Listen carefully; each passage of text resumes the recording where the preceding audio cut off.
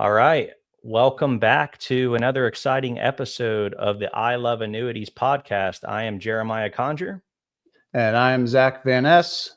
And we are the Annuity Dudes. Welcome back.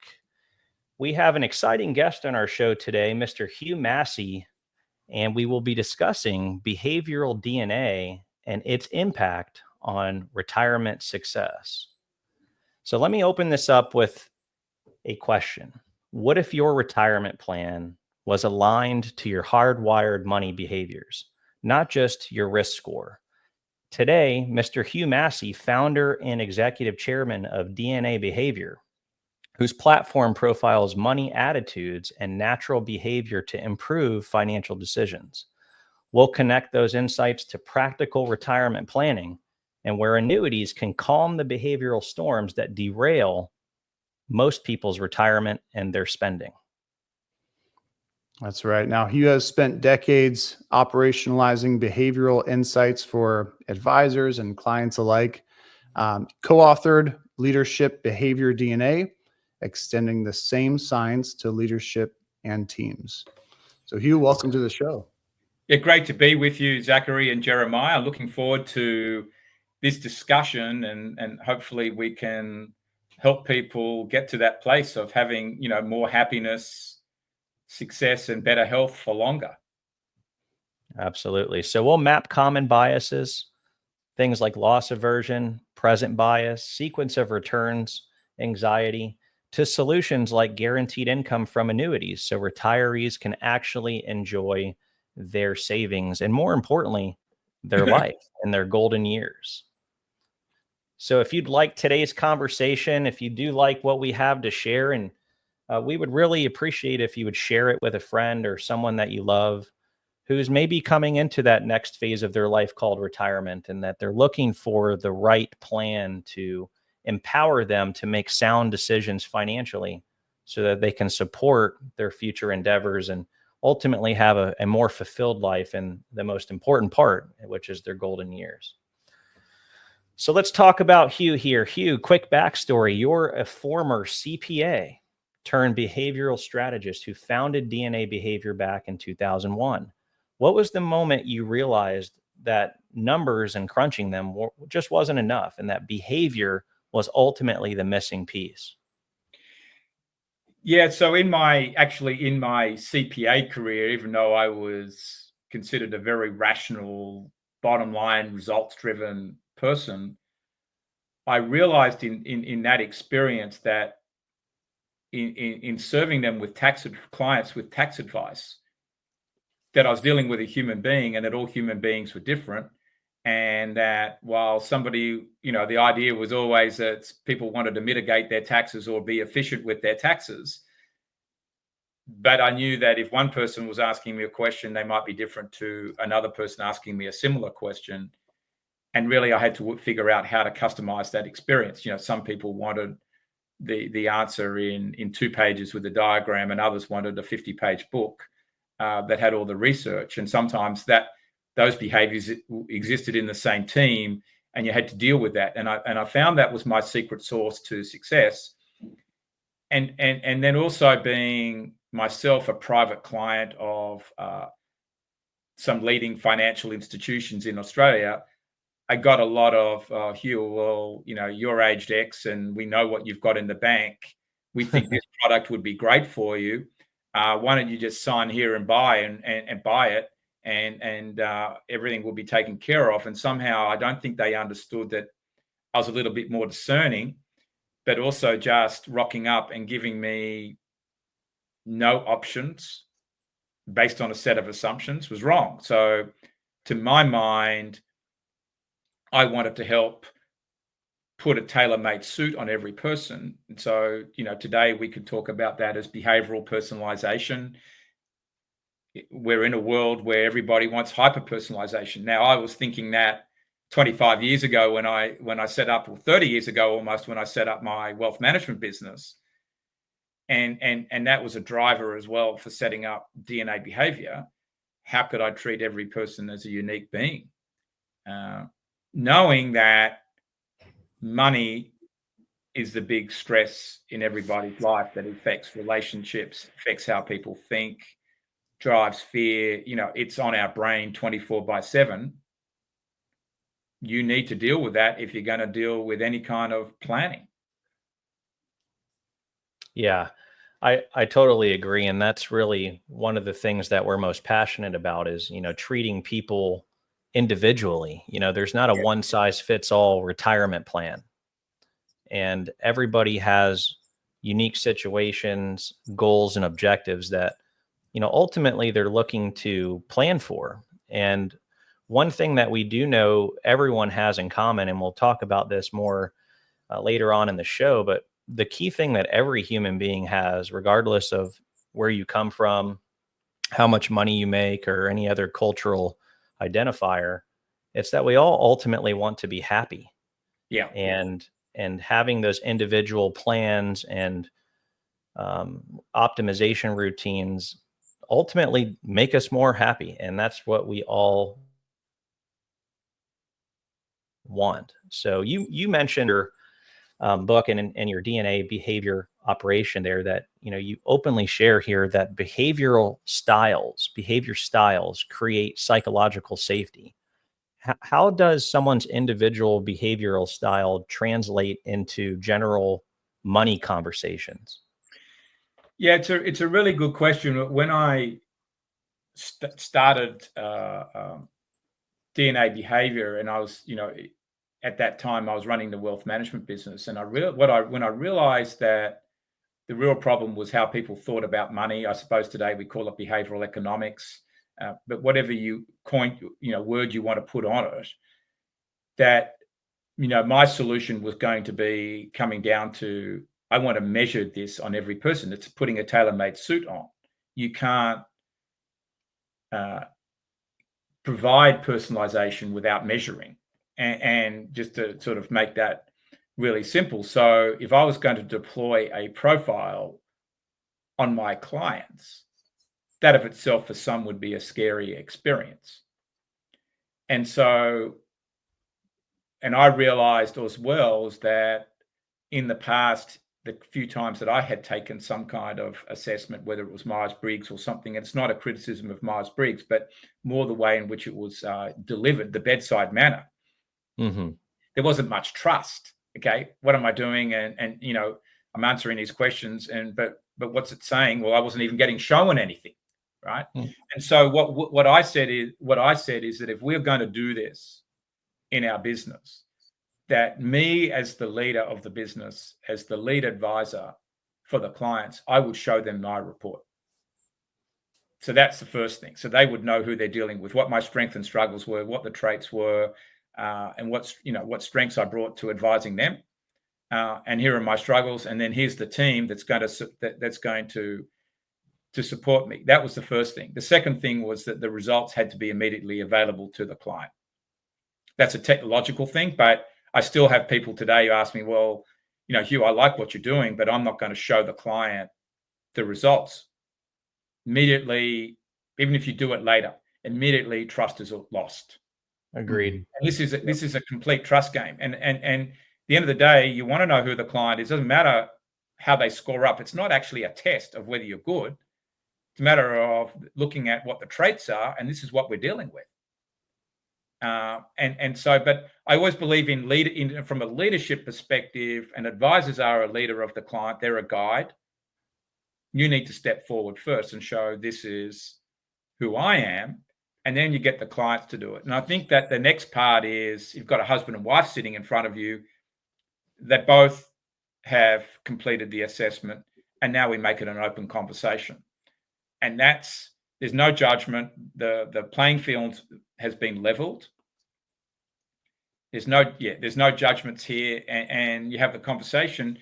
And if you don't have to be that great as a facilitator to start asking the client some questions. Oh, gee, Jim, I noticed that your risk score is like this, or how did you feel about your risk score? Even let them talk. Tell me about a time you took risks, and then you look at the Mary, who the wife, who's a little bit more cautious, and you say, Well, Mary, how do you feel about risk taking and the risks that might have been taken in the household? Let them talk about it. And when they see each other's differences, then a lot of comfort starts to come. It's not as judgmental, but you as the advisor learn a whole lot. I love that. Leads to the tailor-made suit then getting measured up. Yeah. So really your approach, and which I commend you for it, because I think that you were way ahead of the game back then when you came up with this. Yeah. So kudos to you there. And even still today, a lot of the risk assessments that are offered through the advisor channel, a lot of them are biased and really don't touch on the actual DNA of that person and the behavior associated with their DNA and how it impacts their decision making in the future. Um, but the interesting thing you did say there, that, though, too, and we wholeheartedly agree that when you're coming up with a retirement plan and you're starting to brainstorm some ideas, both the husband and wife or the spouses should be involved. And Yeah. what we also have identified in our process is not always, but sometimes or most of the time, the husband, like you said, will have a higher risk tolerance for the markets, whereas the wife will be very conservative. And I'm a very emotionally driven decision maker first. And what I mean by that is I want to understand how their emotions to certain things drive their behavior. And I also like to peel back the onion to understand our clients and in the sense of, well, if Mary is more conservative and she has less tolerance for risk in the markets, why is that? And what's interesting and what we normally uncover there is that, generally they have experiences generally in their childhood and their upbringing that maybe they come from lesser means. Their parents pinched pennies their entire childhood and they didn't have a lot, and they understand the value of a dollar, and they're scared to lose what they have in their elder age, because what they have today, they dreamt about it when they were children, so they don't want to lose it. And on the other side of that fence there, the husband, when he says I'm more risk tolerant, he has a higher tolerance for risk. Generally, they will say things like, well, growing up, my dad was a high earner and we had a lot of nice things. And he taught me that in order to have growth, you had to take a lot of risk. Yeah. And so the question then becomes is how do you kind of meld both of those personality types, if you will, together to formulate a plan that addresses both personalities? Mm-hmm. And what I would say, just to correct one thing in there, Jeremiah, that and you've landed the plane on how do we handle two people from different backgrounds with different experiences to build a plan. But also, just for the audience, want to ensure that if we reverse the male and female around in the couple with those situations, it could be that the woman has come from the more entrepreneurial environment and is a bit more the one that's going to take risks than the male. It's not in every case. Yes.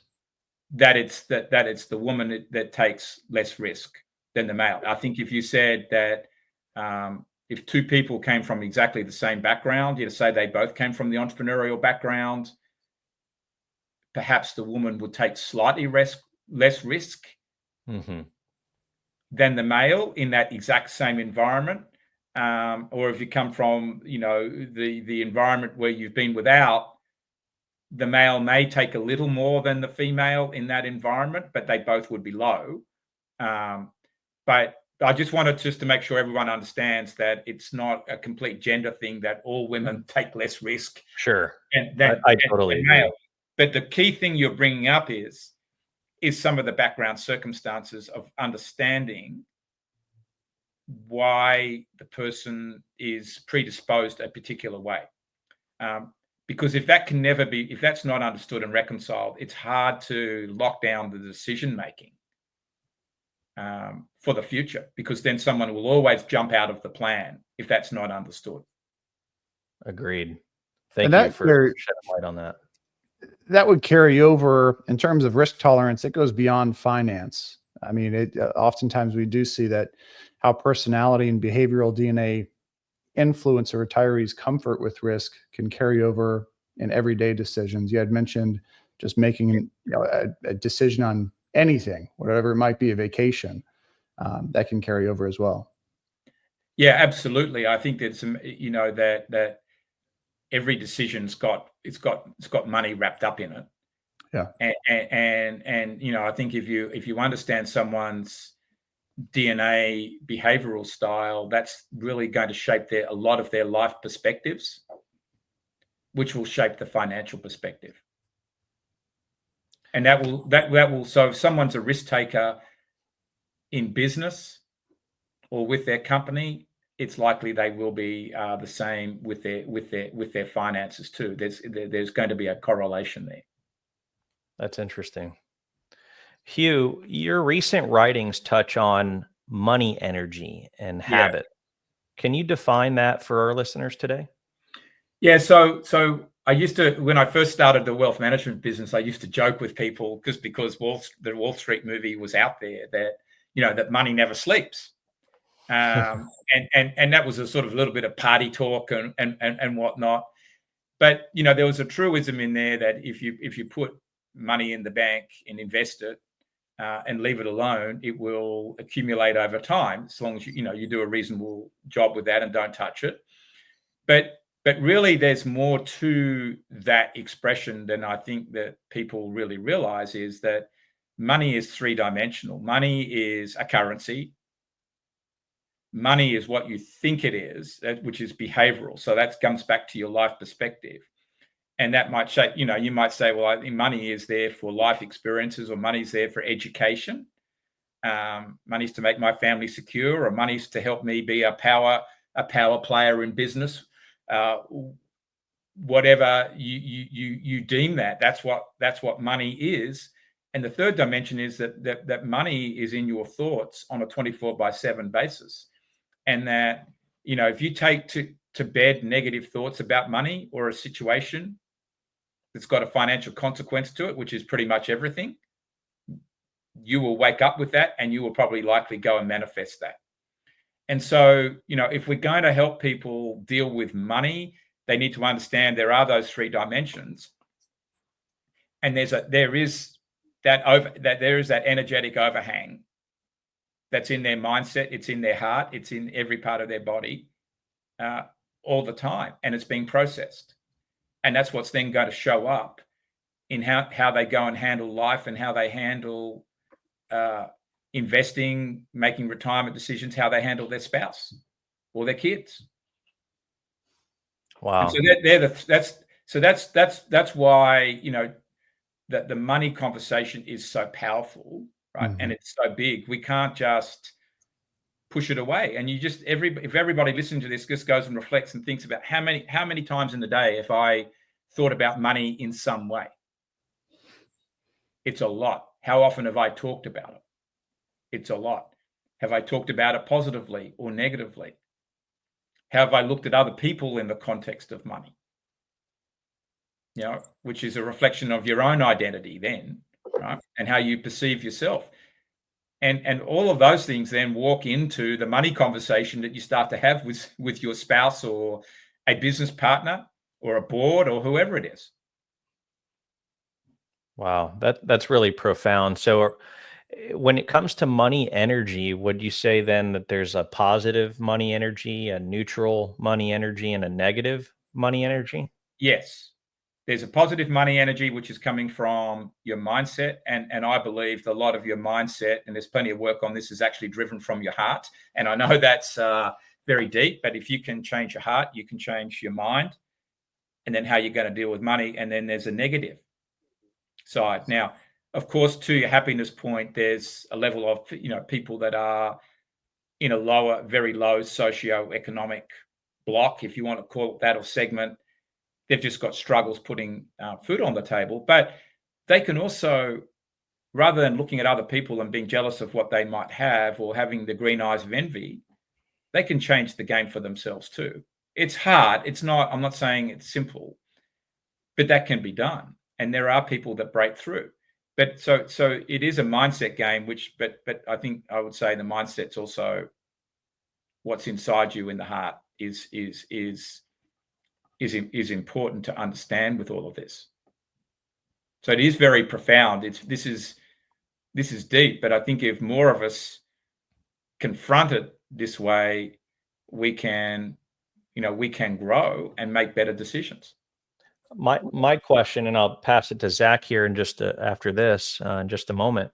My question would be, how does that money energy potentially shift as someone goes from their working career or the accumulation phase of their life to retirement, which is the decumulation phase of their life? Can there be a money energy shift because of the fact that they're losing their earned income, which many associate with security?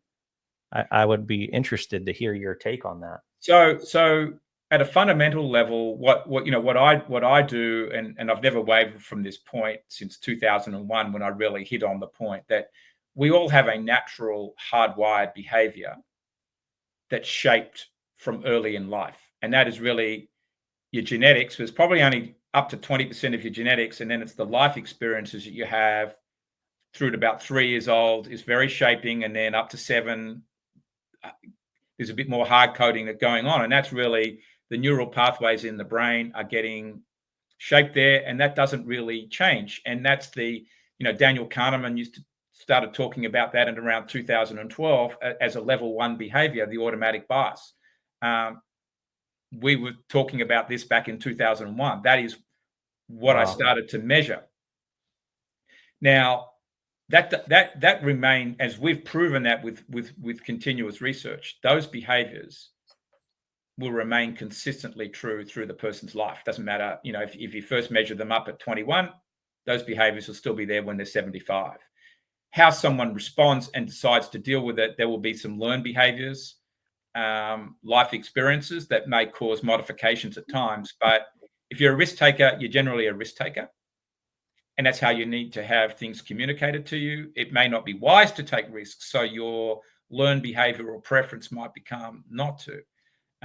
Energetically, your energy is a mirror of your core hardwired behavior.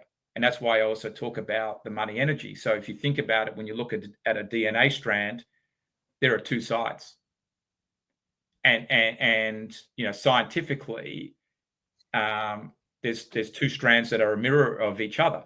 So you've got behavior and you've got energy. Your behavior causes the energy, right? Or the energy is a reflection of the behavior. So those 2 run together, and I'd say it's very consistent. So somebody that's going to struggle with the retirement plan will have been struggling with finances all the way through, in the sense of, have I got enough? That is a certain type of person that will be stuck on, have I got enough? And even if they've got $50 million at 50 years old and they're going to inherit more money, they will always be worried about it. Or you can be, 65 and you've saved up several $1 million, and someone like you guys can show them, okay, if you follow this plan, you're going to have more than enough money. They will still always be worried under the surface. Mm-hmm. But then you get the other side type situation of someone that's much more just naturally free flowing in their life, and they spend a lot.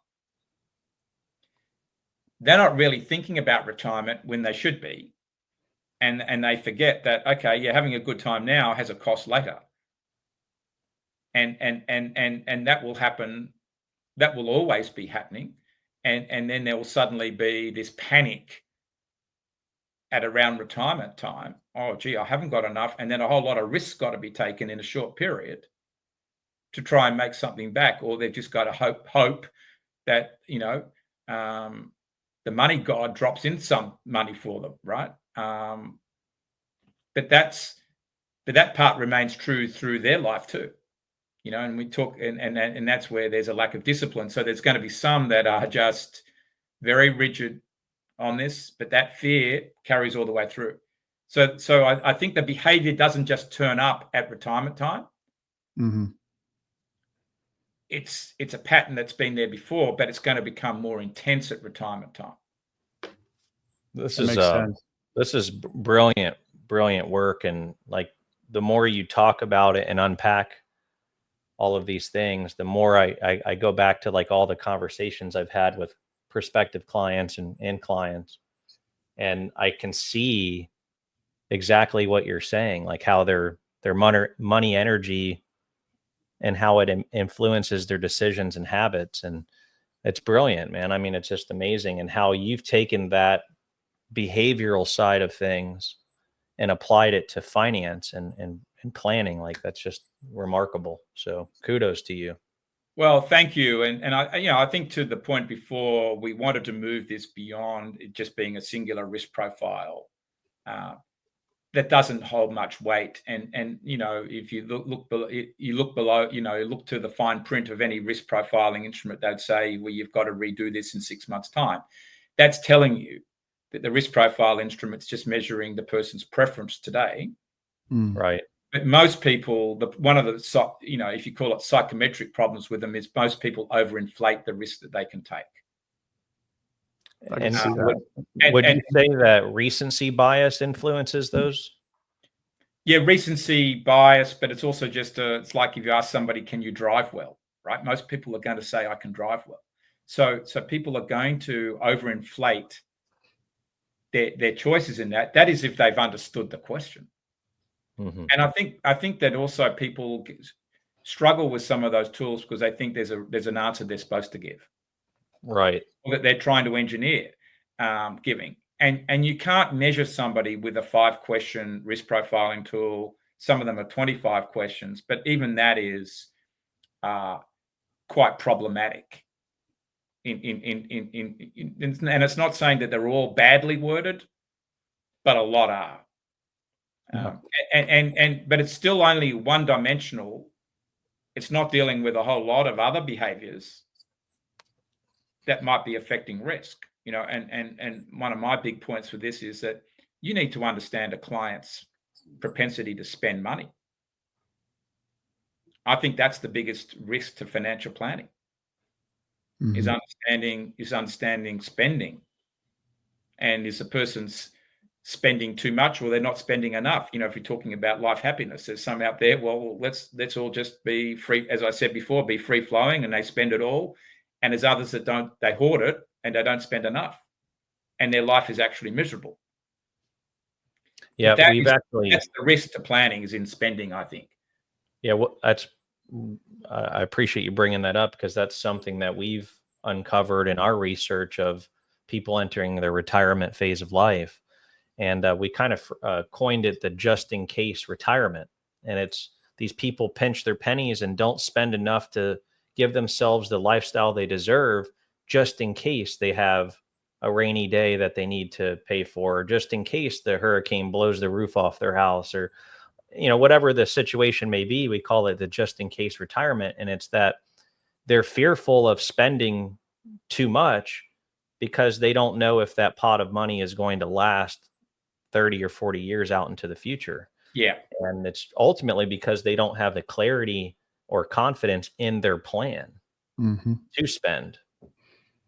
Yeah. Yeah. And I think the ideals align with what we try to do day in and day out, and just finding and uncovering, okay, how do we accomplish this goal of relieving some of that stress? And I think part of that goes back to the learned behavior, like you had mentioned before. Can you give us just a breakdown in the comparison of natural behavior versus that learned behavior? Well, I think that you can look at in a couple of areas, so that in a way every behavior has a person will have a natural instinctive approach to it, and they'll have a learned behavior. So, for example, someone like me who is inherently a risk taker, that is my natural instinctive way. I'll think of every solution through how much risk is there, how much risk can I take? And that's my instinctive approach. And I've tended to be successful when I've taken risks. But there are times when you need to know to back off, and the preference might be in this circumstance to not take as much risk in these cases. Or, Hugh, I realize I don't understand this situation as well. It's better to be more cautious. That would be an example. Or you take the savings one, that somebody is a spender and they realize that they're spending too much and they've got credit card debts, and they start to know that that's their instinctive way. Now they start to know, if I'm going to survive financially, I've got to stick to a budget. And so if that is presented to them right way, and we would say present it to them as a savings plan, not as a budget, as a budget, because those people don't like that word, they've got a chance. But you also need to know they're going to want wiggle room in it, because there will be days when they're emotional and just going to go and spend money. Yeah. And that's and so you it's very hard to control that natural instinctive behavior. That is just going to be the way the person goes, versus the learned behavior can, if you're aware, you can slow yourself down, as what I call check yourself before you wreck yourself, and do something about it. Yeah, no, 100%. So if that natural behavior, our natural style does emerge under pressure, especially something like a retirement transition, would you agree that just puts us in a pressure cooker in a situation like that?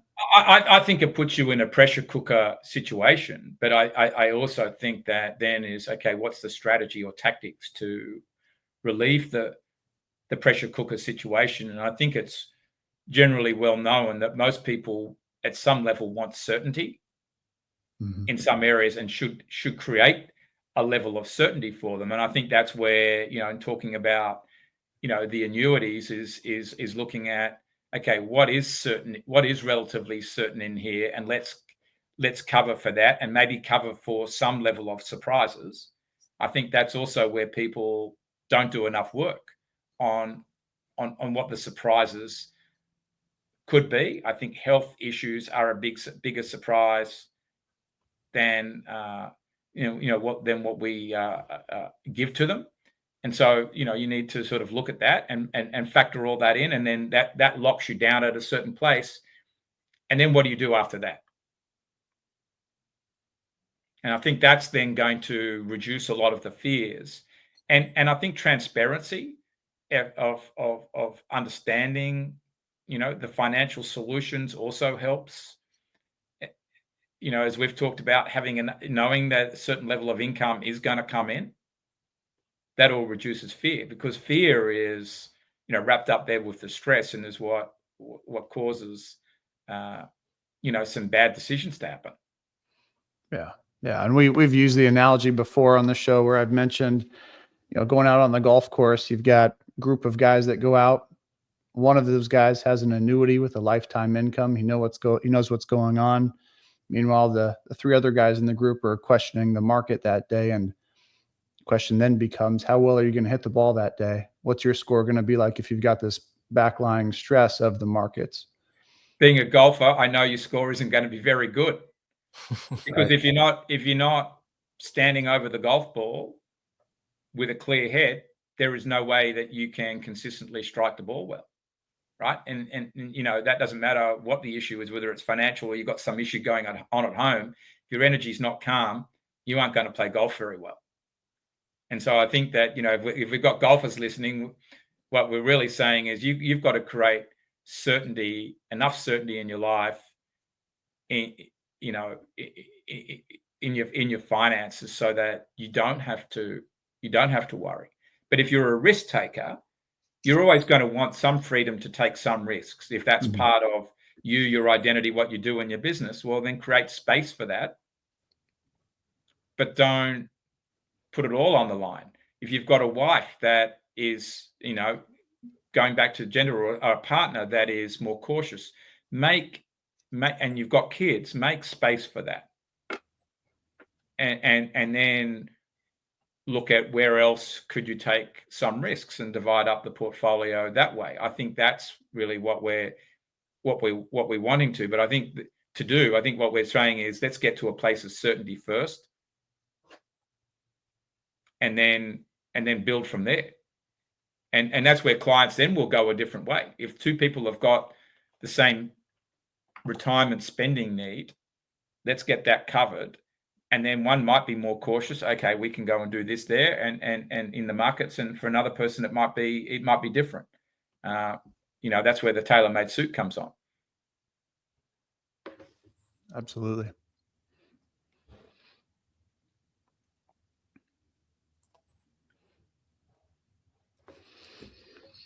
Hey, Zach,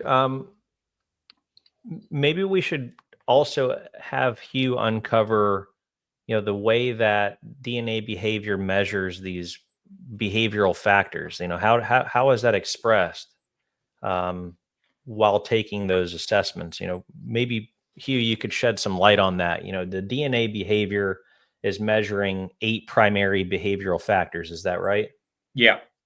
And then these factors are expressed through traits and sub factors, and then distilled into 10 practical, unique styles. What does that mean, and how do those apply to everyday decisions?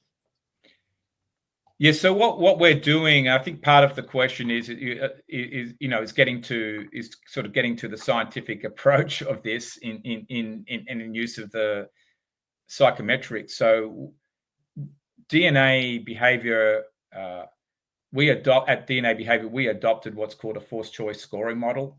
So we have people answering 46 questions. It only, believe it or not, only takes 10 minutes to do. The average is 10 and a half minutes and we're getting people to choose between 3 words, most and least like. So as an example, are you courageous, detailed, or patient? What is your most like and least like of that? So for me, I'd be, courageous and probably less likely to be patient. Now you answer questions like that 46 times in varying combinations. Some of them are quite tight to do. You think, okay, I'm all 3 of those or I'm none of those. That's the idea. That in a way is stress testing you. Mm-hmm. But we know then from all the testing that we've done that that leads to the buildup of factor scores.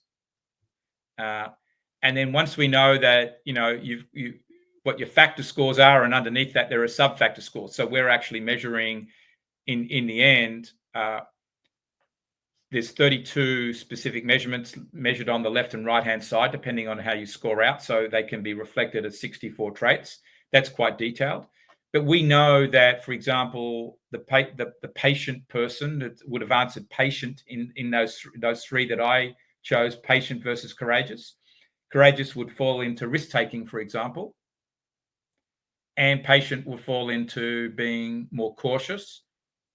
And then you can go from there in the testing. Okay, who's going to be more loss averse? Will be the patient person, and there's a lot of reasons for that. And that's then how this works. And so now we've got a person, the client's chosen out enough times in the process that they are what we would call a patient person. They happen to also be cautious. They will be loss averse, and probably not 2 to 1, but 5 to 1. And then you start to ask questions about that if you're the planner to build a plan. So you tell me about situations where have you taken risks or avoided risks? How did you feel? What did you do?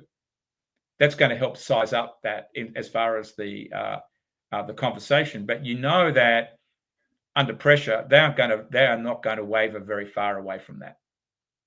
They're probably, and we plot this out on population weighting. So, there's 3.5 million people in the database that have taken this. We didn't need 3.5 people to know what the population weighting was. As science helps you with that. But what we know is then that people probably swing. There could be a 20% gap, maybe, off the strongest behavior when it gets down to, the pressure cooker situation. So what I'm saying is if someone is cautious, they're generally always going to be cautious. You might let them invest 20% up from that for a part of the portfolio, knowing that's after a discussion, knowing that they're going to revert backwards. Or I'll give you the other situation. This was one of the first clients that we took through this. And he was an entrepreneur, 38 years old, wife, 35 years old, 3 kids on the ground. They're young. He's just made $10 million. This is in the, mid 2000s, so 2005, 4. So it was pretty early on in our time with this. 38 years, $10 million. He's a risk taker inherently. Well, you can see that in his business path. Comes into the advisor and says, I don't want to take any risk with this money. And every year, and the advisor queried that thinking, this doesn't feel right. And I said, well, it isn't right. And we had him go through a different questionnaire just to test check it. But every year thereafterwards, because I see the advisor reasonably regularly, that same client would come in and say, well, where are the returns? You've got me invested too cautiously. But then they go back to the discussion, well, you didn't want to take any risks. And so, but he's asking for where the returns are. And this is, the education process that you've got to work with the person on. But it goes the other way. You'll get people that are extremely cautious saying, well, I'm not earning enough income or I'm not making enough capital growth. Well, we show you what's going to happen in the market graphically, and you're scared out of your brain. So what are you expecting? And I think that's the managing expectations conversation, or what I call the wealth mentoring conversation that goes on with this. Yeah, that's really interesting. You can do that with all the traits, because all the traits have a clear direction as to how someone's going to behave with money. The spender is going to be your very outgoing, socially orientated person.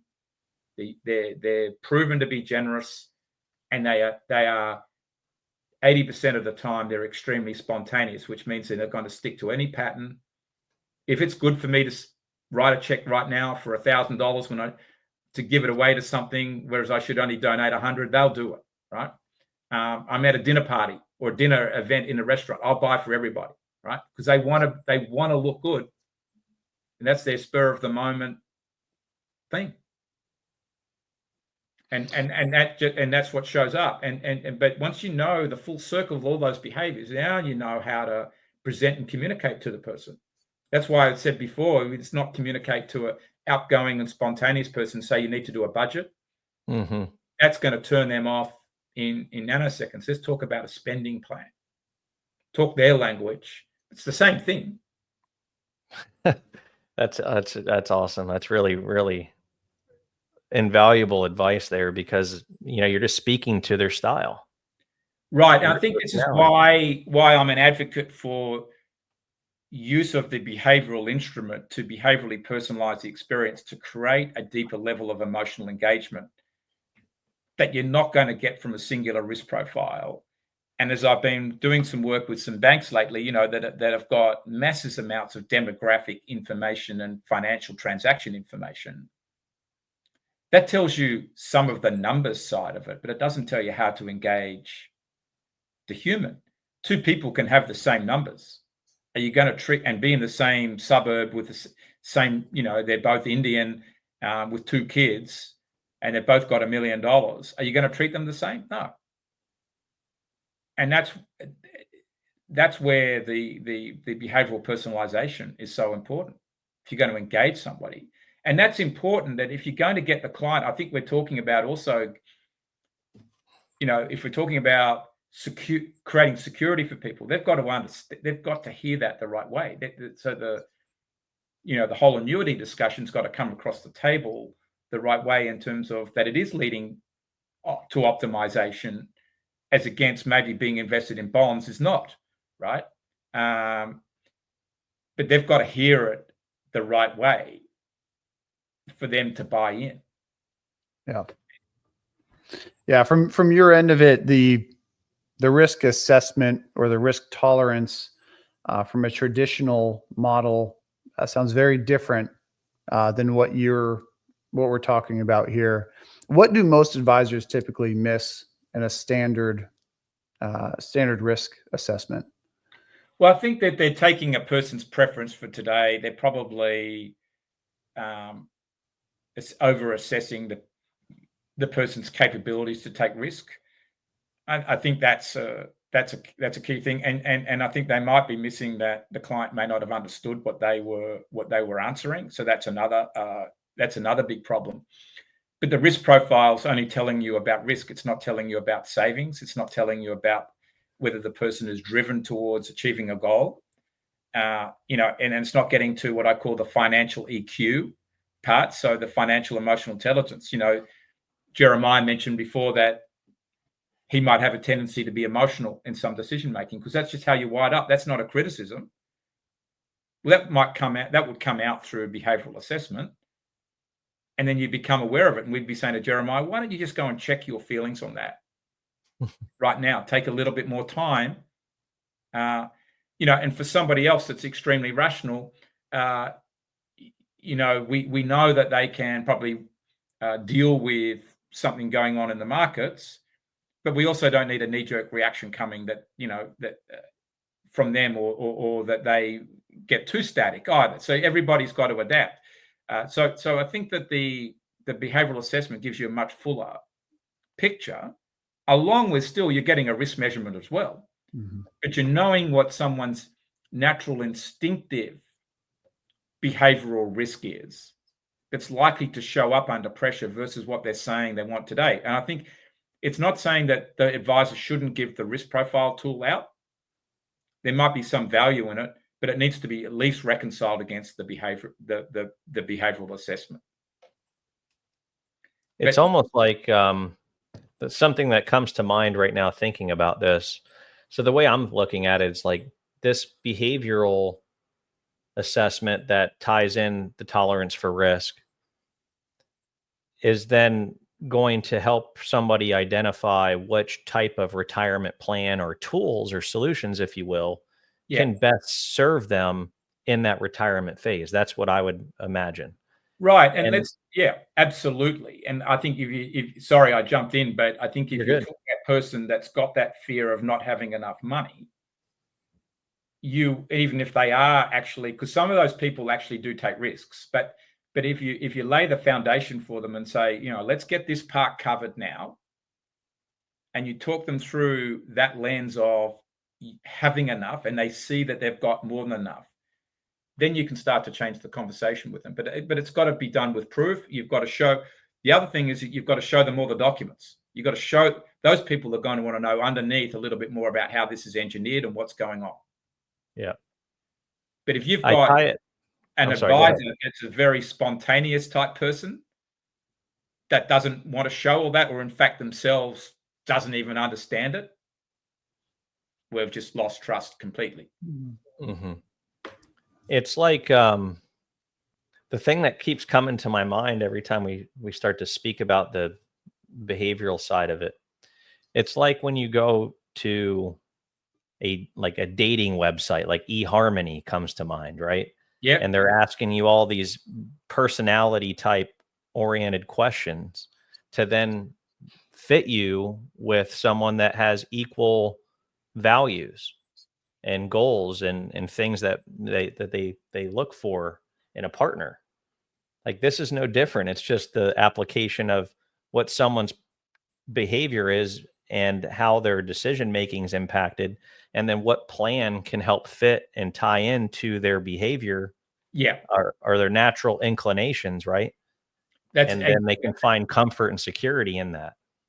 That's absolutely what's going on. And and if money is that important to you, and I think, as I said before, it's for most of us, it's on our brain 24/7. It's a conversation of some sort. Why wouldn't you take 10 minutes or 10 and a half minutes on average one time in your life to know more about it, as opposed to 45 minutes on eHarmony and doing all this other stuff. Right. I mean, it really is a no-brainer, but I think that it doesn't happen enough because in some ways the advisors, some of them are scared. What's it going to say about me, right? Or to confront themselves. I think that's That's a big part of it. Or what's the client experience going to be? The clients don't. In our experience, the clients have loved doing it, and the advisors that have offered this the right way, with the right bedside manner, you're getting a 98% completion rate.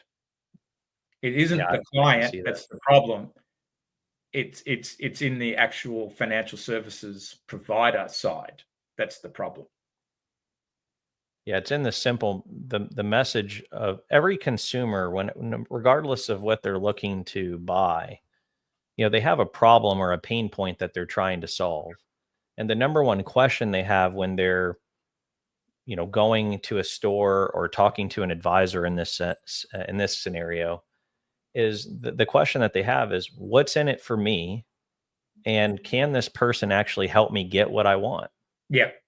And then I think the challenge too, knowing the advisor world, a lot of them are very logically driven in their approach to planning versus emotionally driven into their planning. And a lot of advisors have a challenge communicating to the emotional side of the coin. Yeah. I think that's an issue, particularly for those that are the planning is very investment driven, and then you've got some that are more, I'm here for the relationship side of it, and they're less the investment manager. Mm-hmm. And that's also important to understand. There's a lot going on there in the financial advice market of what's the real emphasis of the advisor, because some are there for whole of life approach, and others are there really just to manage the portfolio. Yeah. Let's keep moving. I know we're limited on time here. Yeah. We're going to go through a rapid fire segment, Hugh. So what I'm going to do is serve up some scenarios, and then if you could just respond in a few words of what behavior types are most prone or to that behavior or to that feeling, if you will, or that situation. So this is going to be what we call the retirement pitfalls through a behavior lens. These are the biggest psychological traps that we see in retirement planning, and then how they show up in real life. So number one is going to be loss aversion and sequence of returns anxiety, which is fear of early retirement drawdowns leads to underspending and portfolio guardrails so tight that people don't enjoy retirement. Hugh, what behaviors are most prone to this response? Yeah, I think that the people that are more in our system that are far more structured and planned and reserved, so they're more towards the hoarder type person. They're going to be the ones that are going to fall into that basket and have a lot of anxiety about retirement. Got it. Number two on our list is present bias and procrastination, delaying decisions on income, guarantees, or claiming strategies. How do you coach through it with behavior-aware nudges?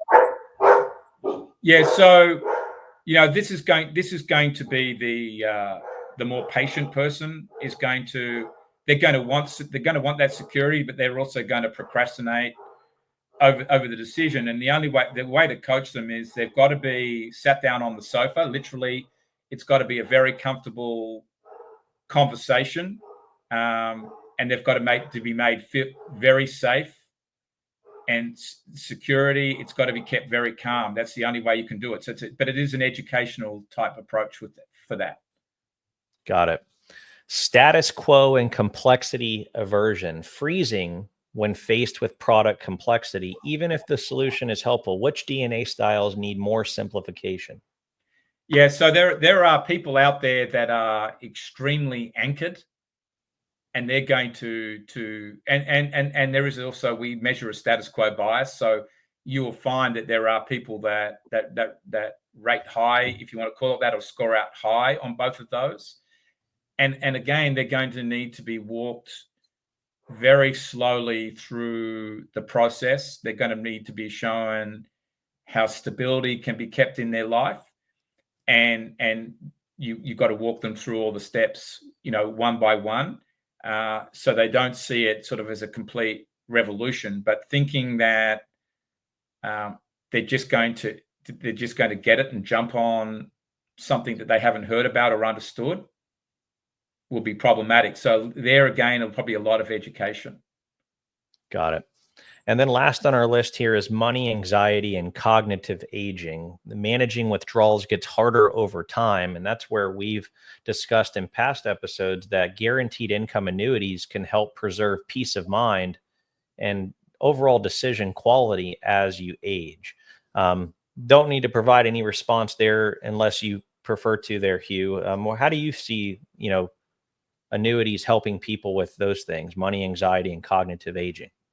Well, I think as we've discussed it with the annuity is firstly the client understanding that the annuity is the right thing for them, so that they've been taken through a process to assess the annuity products and that it's actually a fit for them is important, because there's different annuity products out there. So understanding what's there, that there's also no hidden surprises in the structure of the product.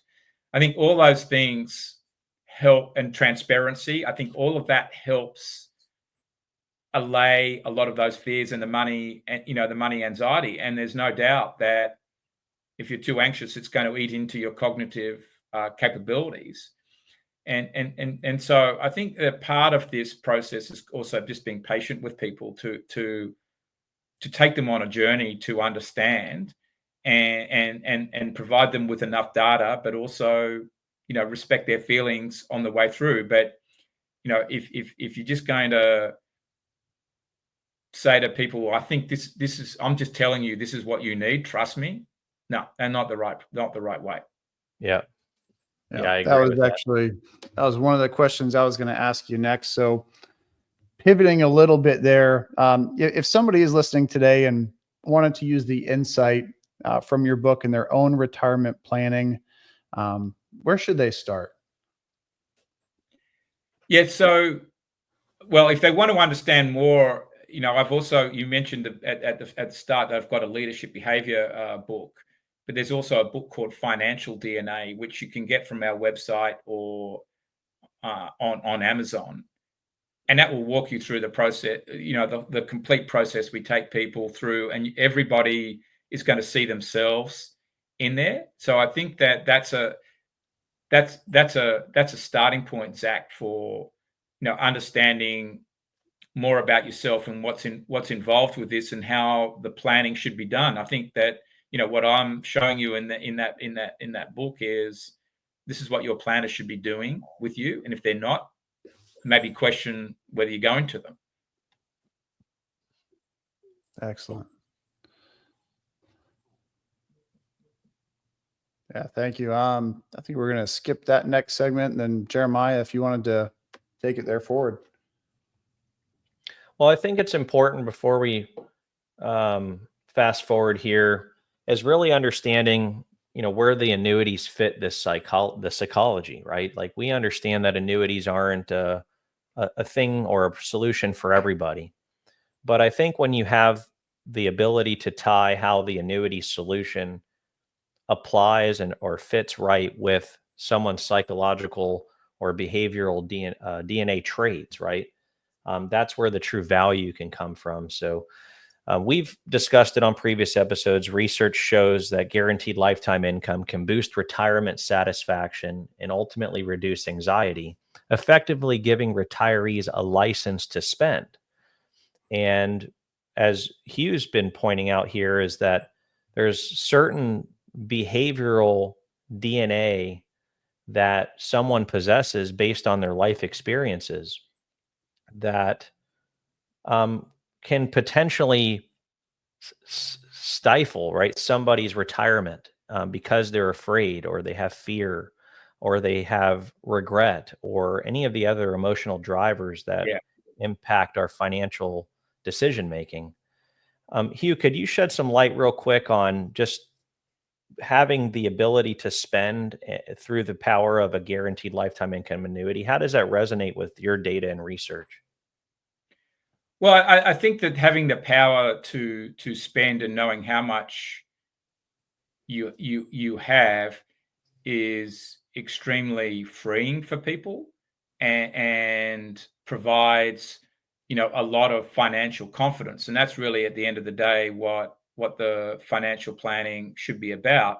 And I think we could, it would be easy on the surface to say that a well-structured annuity is really just there for the cautious people, those that are more detailed and want like certainty and structure in their lives, that are inherently disciplined, that this is the product for them. But I would say that an annuity should be for every person, and even if you are a higher risk taker and going down some other pathways in your life, having the annuity lays a foundation from which you can take those risks. And if you want to then go and take more risks in something, you can, and what the boundaries are to that, because you've laid a foundation with the annuity. The worst thing is to be taking a lot of risks and you haven't got any foundation at all.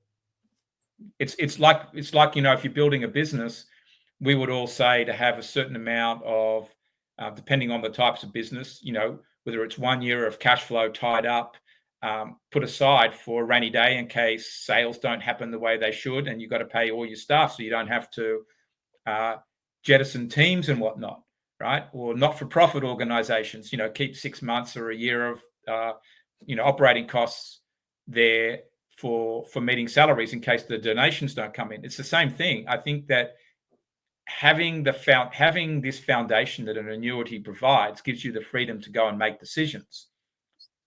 With that freedom, some will spend a little bit more on holidays as they get comfortable, or vacations, or will let some out to pay education for their kids.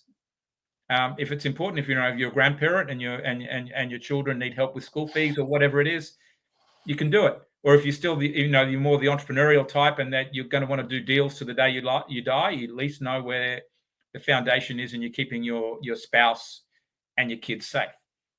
And so I think that within those contexts, the annuity is there for everybody, but then it's just how you present it, which is the behavioral personalization or the engagement that's important.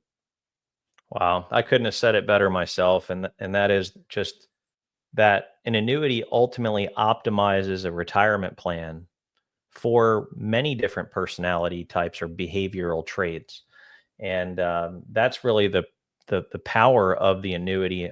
The one thing I love that you mentioned there, and we'll wrap this up, is how even if you have a higher risk tolerance, by having that foundation allows you to make better decisions towards the risk that you're potentially taking, because you have that foundation behind you and underneath you, if you will.